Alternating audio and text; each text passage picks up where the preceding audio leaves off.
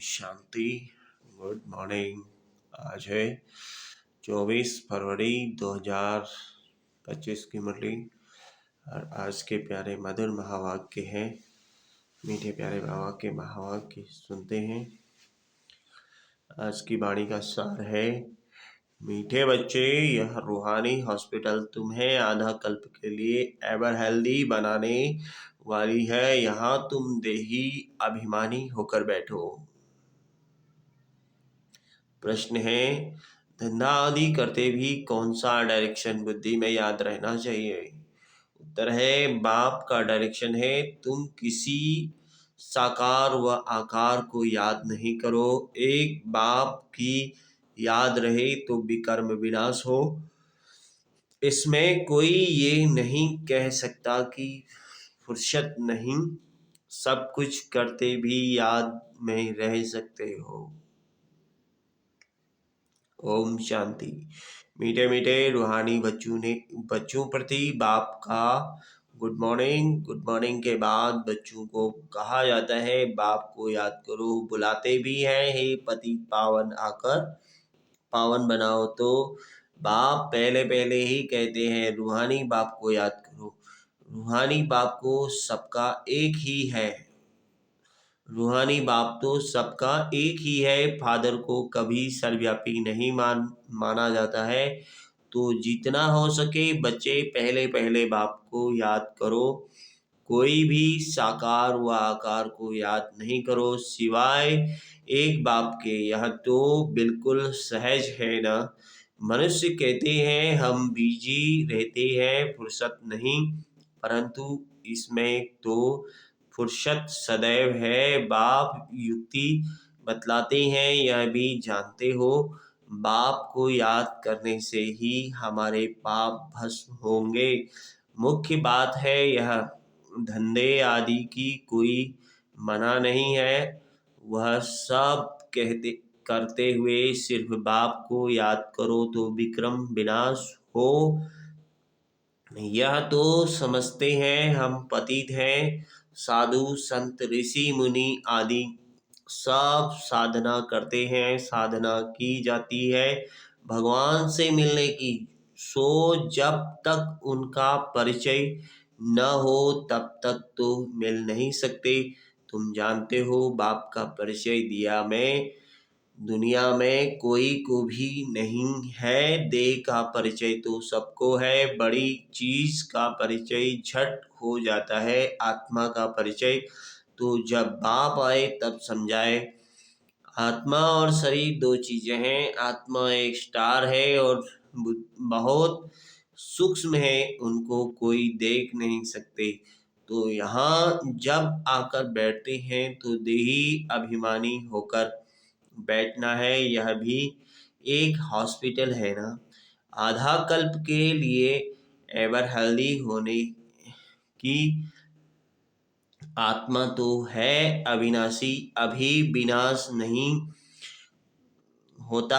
आत्मा का ही सारा पार्ट है। आत्मा कहती है मैं कभी विनाश को नहीं पाती हूँ। इतनी सब आत्माएं अविनाशी हैं, शरीर है विनाशी। अब तुम्हारी बुद्धि में यह बैठा हुआ है कि हम आत्मा अविनाशी है, हम 84 जन्म लेते हैं। यह ड्रामा है, इसमें धर्म स्थापक कौन कौन कब आते हैं, कितने जन्म लेते होंगे यह तो जानते हो। 84 जन्म जो गाए जाते हैं जरूर किसी एक धर्म के होंगे। अभी सभी के तो हो न सके, सब धर्म इकट्ठे तो आते नहीं। हम दूसरों का हिसाब क्यों बैठ निकालें। जानते जानते हैं फलाने फलाने समय पर धर्म स्थापन करने आते हैं, उनकी फिर बुद्धि वृद्धि होती है। सब सतो प्रधान से तमो प्रधान तो होने ही है। दुनिया जब तमो प्रधान होती है तब फिर बाप आकर सतो प्रधान सतयुग बनाते हैं। अभी तुम बच्चे जानते हो हम भारतवासी ही फिर नई दुनिया में आकर राज करेंगे और कोई धर्म नहीं होगा। तुम बच्चों में भी जिनको ऊंच मर्तबा लेना है वह जास्ती याद में रहने का पुरुषार्थ करते हैं और समाचार भी लिखते हैं कि बाबा हम इतना समय याद में रहता हूँ। कई तो पूरा समाचार लज्जा के मारे देते नहीं, समझते हैं बाबा क्या कहेंगे। परंतु मालूम तो पड़ता है ना, स्कूल में टीचर स्टूडेंट को कहेंगे ना कि हाँ तुम अगर पढ़ेंगे नहीं तो फेल हो जाएंगे। लौकिक माँ बाप भी बच्चे की पढ़ाई से समझ जाते हैं यह तो बहुत बड़ा स्कूल है, यहाँ तो नंबरवार बिठाया नहीं जाता है, बुद्धि से समझा जाता है, नंबरवार तो होते ही है ना। अब बाबा अच्छे अच्छे बच्चों को कहाँ भेज देते हैं, वह फिर चले जाते हैं तो दूसरे लिखते हैं हमको महारथी चाहिए। तो जरूर समझते हैं वह हमसे होशियार नामी ग्रामी है, नंबरवार तो होते हैं ना। प्रदर्शनी में भी अनेक प्रकार के आते हैं तो गाइड्स भी खड़े रहने चाहिए जांच करने के लिए। सिवाय रिसीव करने वाले तो जानते हैं यह किस प्रकार का आदमी है, तो उनको फिर इशारा करना चाहिए कि इनको तुम समझाओ, तुम भी समझ सकते हो। First grade, second grade, third grade सब है यहाँ, तो सबकी सर्विस करनी है। कोई बड़ा आदमी है तो जरूर बड़े आदमी की खातिरी तो सब करते ही हैं, यह कायदा है। बाप अथवा टीचर बच्चों की क्लास में महिमा करते हैं, यह भी सबसे बड़ी खातिरी है। नाम निकालने वाले बच्चों की महिमा अथवा खातिरी की जाती है। यह फलाना धनवान है, रिलीजियस माइंडेड है, यह भी खातिरी है ना। अब तुम यह जानते हो ऊंच ते ऊंच भगवान है, कहते भी हैं बरोबर ऊंच ते ऊंच है, परंतु फिर बोलो उनकी बायोग्राफी बताओ तो कह देंगे सर्वव्यापी हैं, बस एकदम नीचे कर देते हैं। अब तुम समझा सकते हो उस सबसे ऊंचे ते ऊंच है भगवान, वह है मूल वतन वासी, सूक्ष्म वतन में है देवताएं यहाँ रहते हैं मनुष्य, तो ऊंच ते ऊंच भगवान वह निराकार ठहरा। अभी तुम जानते हो हम जो हीरे मिसल थे सो फिर कौड़ी मिसल बन पड़े हैं, फिर भगवान को अपने से भी जास्ती नीचे ले गए हैं, पहचानते ही नहीं। तुम भारतवासियों को ही पहचान मिलती है, फिर पहचान कम हो जाती है। अभी तुम बाप की पहचान सबको देते जाते हो, ढेरों को बाप की पहचान मिलेगी। तुम्हारा मुख्य चित्र है ही यह त्रिमूर्ति गोला झाड़, इसमें कितनी रोशनी है, या तो कोई भी कहेंगे यह लक्ष्मी नारायण सतयुग के मालिक थे। अच्छा सतयुग के आगे क्या था यह भी अभी तुम जानते हो, अभी है कलयुग का अंत और है भी प्रजा पर राज, अभी राजाई तो है नहीं। कितना फर्क है, सतयुग के आदि में राजाएं थे और अभी कलयुग में भी राजाएं हैं। भल कोई वह पावन नहीं है, परंतु कोई पैसा देकर भी टाइटल ले लेते हैं, महाराजा तो कोई है नहीं, टाइटल खरीद कर लेते हैं। जैसे पटियाला का महाराजा, जोधपुर बीकानेर का महाराजा, नाम तो लेते हैं ना, यह नाम अविनाशी चला आता है। पहले पवित्र महाराजाएं थे, अब है अपवित्र महाराजाएं, अक्सर आता है। इन लक्ष्मी नारायण के लिए कहेंगे यह सतयुग के मालिक थे। कितने राज किसने राज लिया अभी तुम जानते हो, राजाए की स्थापना कैसे होती है। बाप कहते हैं मैं तुमको अभी पढ़ाता हूँ 21 जन्मों के लिए, वह तो पढ़कर इसी जन्म में ही बैरिस्टर आदि बनते हैं। तुम अभी पढ़कर भविष्य महाराजा महारानी बनते हो। ड्रामा प्लान अनुसार नई दुनिया की स्थापना हो रही है, अभी है पुरानी दुनिया, भल कितने भी अच्छे अच्छे बड़े महल हैं, परंतु हीरे जवाहरातों के महल तो बनाने की कोई में ताकत नहीं है। सतयुग में यह सब हीरे जवाहरातों के महल बनाते हैं, न बनाने में कोई देरी थोड़े ही लगती है। यहाँ भी अर्थ अर्थक्वेक आदि होती है तो बहुत कारीगर लगा देते हैं, 1-2 वर्ष में सारा शहर खड़ा कर देते हैं। नई दिल्ली बनाने में करके 8-10 वर्ष लगे, परंतु यहाँ के लेबर और वहाँ के लेबर्स में तो फर्क रहता है ना। आजकल तो नई नई इन्वेंशन भी निकालते ही रहते हैं। मकान बनाने की साइंस का भी जोर है, सब कुछ तैयार मिलता है, झट फ्लैट तैयार बहुत जल्दी जल्दी बनाते हैं। तो यह सब वहाँ काम में तो आते हैं ना। यह सब साथ चलने हैं, साकार तो रहते हैं ना। इस साइंस के संस्कार भी चलेंगे। तो अब बाप बच्चों को समझाते रहते हैं, पावन बनना है तो बाप को याद करो। बाप की गुड मॉर्निंग कर फिर शिक्षा देते हैं। बच्चे बाप की याद में बैठे हो, चलते फिरते बाप को याद करो, क्योंकि जन्म जन्मांतर का सिर पर बोझा है। सीढ़ी उतरते उतरते 84 जन्म लेते हैं, अभी फिर एक जन्म में चढ़ती कला होती है। जितना बाप को याद करते रहेंगे उतना खुशी भी होगी, ताकत मिलेगी। बहुत बच्चे हैं जिनको आगे नंबर में रखा जाता है, परंतु याद में बिल्कुल रहते नहीं हैं। भल ज्ञान में तीखे हैं, परंतु याद की यात्रा है नहीं। बाप तो बच्चों की महिमा करते हैं, यह भी नंबर 1 में है, तो जरूर मेहनत भी करते होंगे ना। तुम हमेशा समझो कि शिव बाबा समझाते हैं तो बुद्धि योग वहाँ लगा रहेगा, यह भी सीखता हो तो होगा ना। फिर भी कहते हैं बाबा को याद करो, किसको भी समझाने के लिए चित्र है। भगवान कहा ही जाता है निराकार को, वह आकर शरीर धारण करते हैं। एक भगवान के बच्चे सब आत्माएं भाई भाई हैं, अभी इस शरीर में विराजमान हैं। सभी अकाल मूर्त हैं। यह अकाल मूर्त आत्मा का तख्त है। अकाल तख्त और कोई खास चीज नहीं है, यह तख्त है अकाल मूर्त का। भ्रुकुटी के बीच में आत्मा विराजमान है होती है, इसको कहा जाता है अकाल तख्त। अकाल तख्त अकाल मूर्त का आत्माएं सब अकाल हैं।